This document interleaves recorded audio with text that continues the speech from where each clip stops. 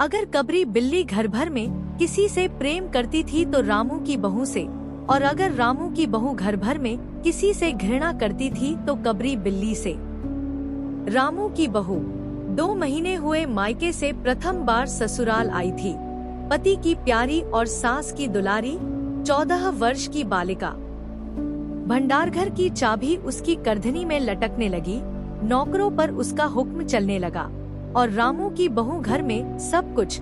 सास जी ने माला ली और पूजा पाठ में मन लगाया। लेकिन ठहरी 14 वर्ष की बालिका कभी भंडारघर खुला है तो कभी भंडारघर में बैठे बैठे सो गई। कबरी बिल्ली को मौका मिला, घी दूध पर अब वह जुट गई। रामू की बहू की जान आफत में और कबरी बिल्ली के छक्के पंजे। रामू की बहू हांडी में घी रखते रखते ऊँग गई और बचा हुआ घी कबरी के पेट में। रामू की बहू दूध ढककर मिश्रानी को जिन्स देने गई और दूध नदारद। अगर बात यहीं तक रह जाती तो भी बुरा न था। कबरी रामू की बहू से कुछ ऐसा परज गई थी कि रामू की बहू के लिए खाना पीना दुश्वार। रामू की बहू के कमरे में रबड़ी से भरी कटोरी पहुंची और रामू जब आए तब तक कटोरी साफ चटी हुई। बाजार से बालाई आई और जब तक रामू की बहू ने पान लगाया बालाई गायब। रामू की बहू ने तय कर लिया कि या तो वही घर में रहेगी या फिर कबरी बिल्ली ही। मोर्चाबंदी हो गई और दोनों सतर्क। बिल्ली फंसाने का कटघरा आया, उसमें दूध, बालाई, चूहे और भी बिल्ली को स्वादिष्ट लगने वाले विविध प्रकार के व्यंजन रखे गए। लेकिन बिल्ली ने उधर निगाह तक न डाली। इधर कबरी ने सरगर्मी दिखलाई।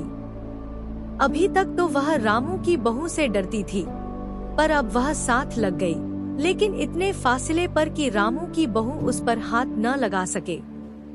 कबरी के हौसले बढ़ जाने से रामू की बहू को घर में रहना मुश्किल हो गया। उसे मिलती थी सास की मीठी झिड़कियां और पतिदेव को मिलता था रूखा सूखा भोजन। एक दिन रामू की बहू ने रामू के लिए खीर बनाई। पिस्ता, बादाम, मखाने और तरह तरह के मेवे दूध में ओटे गए। सोने का वर्क चिपकाया गया और खीर से भरकर कटोरा कमरे के एक ऐसे ऊंचे ताक पर रखा गया जहां बिल्ली न पहुंच सके। रामू की बहू इसके बाद पान लगाने में लग गई। उधर बिल्ली कमरे में आई। तार के नीचे खड़े होकर उसने ऊपर कटोरे की ओर देखा। सूंघा, माल अच्छा है। तार की ऊंचाई अंदाजी। उधर रामू की बहू पान लगा रही है। पान लगाकर रामू की बहू सास जी को पान देने चली गई और कबरी ने छलांग मारी। पंजा कटोरे में लगा और कटोरा झंझनाहट की आवाज के साथ फर्श पर। आवाज रामू की बहू के कान में पहुंची। सास के सामने पान फेंककर वह दौड़ी। क्या देखती है कि फूल का कटोरा टुकड़े टुकड़े, खीर फर्श पर और बिल्ली डटकर खीर उड़ा रही है। रामू की बहू को देखते ही कबरी चपत। रामू की बहू पर खून सवार हो गया। न रहे बाज, न बजे बांसुरी। रामू की बहू ने कबरी की हत्या पर कमर कस ली। रात भर उसे नींद न आई। किस दाव से कबरी पर वार किया जाए कि फिर जिंदा न बचे, यही पड़े पड़े सोचती रही। सुबह हुई और वह देखती है कि कबरी दहरी पर बैठी बड़े प्रेम से उसे देख रही है। रामू की बहू ने कुछ सोचा, इसके बाद मुस्कुराती हुई वह उठी। कबरी रामू की बहू के उठते ही खिसक गई। रामू की बहू एक कटोरा दूध कमरे के दरवाजे की दहरी पर रखकर चली गई। हाथ में पाटा लेकर वह लौटी तो देखती है कि कबरी दूध पर जुटी हुई है। मौका हाथ में आ गया। सारा बल लगाकर पाटा उसने बिल्ली पर पटक दिया। कबरी न हिली, न डुली, न चीखी, न चिल्लाई, बस एकदम उलट गई। आवाज जो हुई तो महरी झाड़ू छोड़कर, मिश्रानी रसोई छोड़कर और सास पूजा छोड़कर घटनास्थल पर उपस्थित हो गई। रामू की बहू सर झुकाए हुए अपराधिनी की भांति बातें सुन रही है। महरी बोली, अरे राम, बिल्ली तो मर गई। मांगजी, बिल्ली की हत्या बहू से हो गई, यह तो बुरा हुआ। मिश्रानी बोली, मांगजी, बिल्ली की हत्या और आदमी की हत्या बराबर है, हम तो रसोई न बनाएंगी। जब तक बहू के सिर हत्या रहेगी। सास जी बोली, हाँ ठीक तो कहती हो, अब जब तक बहू के सर से हत्या न उतर जाए तब तक न कोई पानी पी सकता है न खाना खा सकता है। बहू, यह क्या कर डाला? महरी ने कहा, फिर क्या हो, कहो तो पंडित जी को बुलाए लाई। सास की जान में जान आई, अरे हाँ, जल्दी दौड़ के पंडित जी को बुला लो। बिल्ली की हत्या की खबर बिजली की तरह पड़ोस में फैल गई। पड़ोस की औरतों का रामू के घर तांता बंध गया। चारों तरफ से प्रश्नों की बौछार और रामू की बहू सिर झुकाए बैठी। पंडित परम सुख को जब यह खबर मिली, उस समय वह पूजा कर रहे थे। खबर पाते ही वे उठ पड़े। पंडिताइन से मुस्कुराते हुए बोले, भोजन न बनाना, लाला घासीराम की पतोहू ने बिल्ली मार डाली, प्रायश्चित होगा, पकवानों पर हाथ लगेगा। पंडित परम सुख चौबे छोटे से मोटे से आदमी थे। लंबाई 4 फीट 10 इंच और तोंद का घेरा 58 इंच। चेहरा गोलमटोल, मूंछ बड़ी बड़ी, रंग गोरा, चोटी कमर तक पहुंचती हुई। कहा जाता है कि मथुरा में जब पसेरी खुराक वाले पंडितों को ढूंढा जाता था तो पंडित परम सुख जी को उस लिस्ट में प्रथम स्थान दिया जाता था। पंडित परम सुख पहुँचे और कोरम पूरा हुआ। पंचायत बैठी।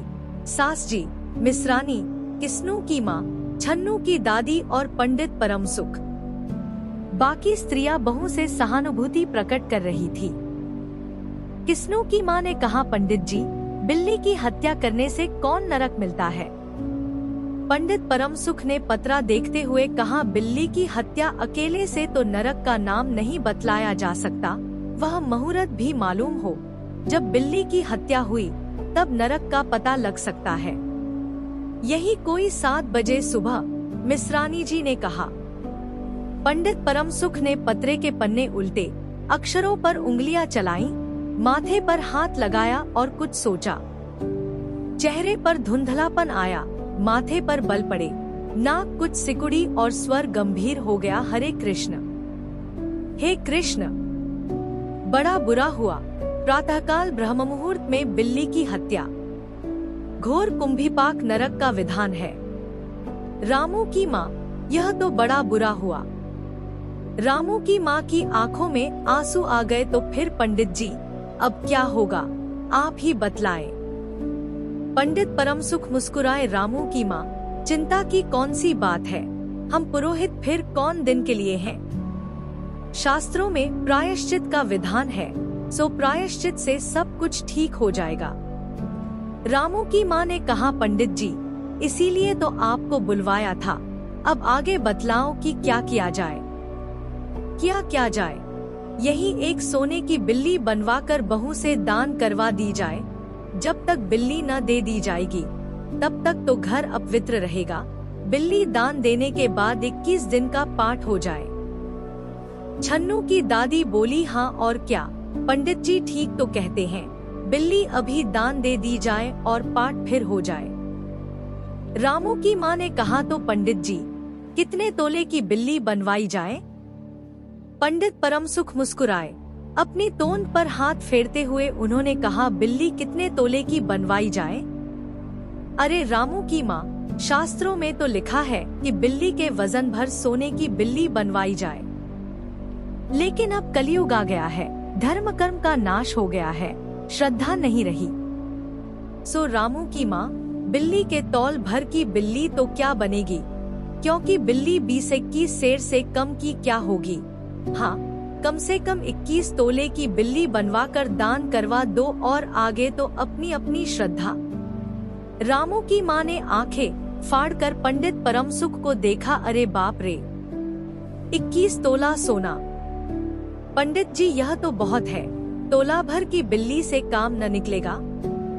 पंडित परम सुख हंस पड़े। रामू की माँ, 1 तोला सोने की बिल्ली? अरे रुपया का लोभ बहू से बढ़ गया।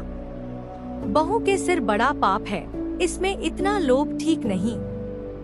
मोल तोल शुरू हुआ और मामला 11 तोले की बिल्ली पर ठीक हो गया।